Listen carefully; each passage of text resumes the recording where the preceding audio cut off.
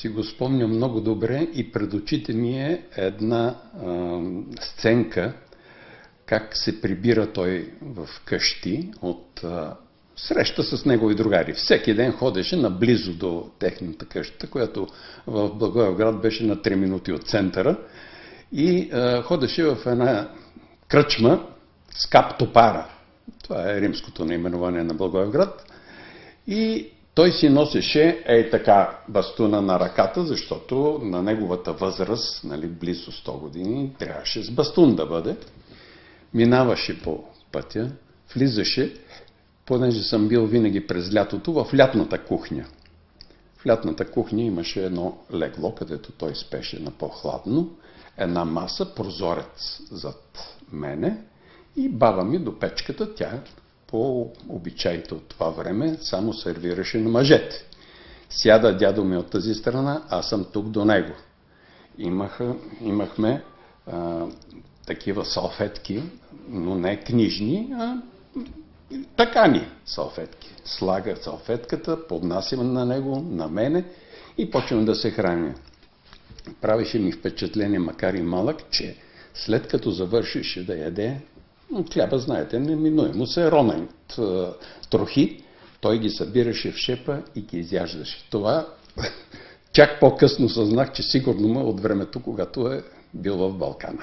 Знам, че дядо ми много дейно участвал в тази афера Мис Стоун, защото всъщност Мис Стоун я задържат, покрай нея и Цилка, току-що оженила се, трябвало да отиде, защото организацията се е нуждала от пари. Оръжието не се раздава така, трябва пари. И са мислили, че много голяма сума ще вземат. Разбира се, тя е намалена, но все пак са взели доста голяма сума, с която са закупили оръжие. И дядо ми ги е придружавал навсякъде и даже когато Цилка ражда, нали, бебето, то си иска неговото.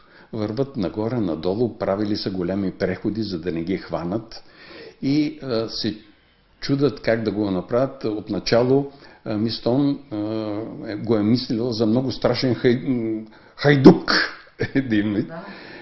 Но след това е разбрала, че срещу себе си има един наистина борещ се за народа си човек. И има такъв епизод. Бебето плачело много. Плачело, Цилка няма с какво да го нахрани. Няма кърма. И се чуди какво и дядо ми е взел, така, нали, захарта на буци, така, взел една бучка захар, начукал я в една кърпа, намокрил я, дал я на детето и то започнало да смучи и млъкнало. Това е, което знам. И всъщност след дълго обикаляне там месеци, отиват и я оставят до една църква. Там Кой я оставя? Дядо ми с неговите хора, нали, ги оставят там, получили са откупа, оставят я и така приключва неговото участие в аферата Мис Стоун. Ако следваме примера на всички тези българи, защото те са се наричали българи, дядо ми никога не е казал аз съм македонец. Дядо ми казваше аз съм българин. Гоце Делчев, за него действително е бил най-големия революционер на Македония. Преди и след смъртта си друг не е имал за него. Ни Даме Груев, ни там Димо Хаджидимов, никой от тези той толкова не ги е тачал, колкото Гоце Делчев. Даже съм чел, че когато са записвали неговите спомени, станали дума за Гоце Делчев, той се е просълзявал, че го е загубил.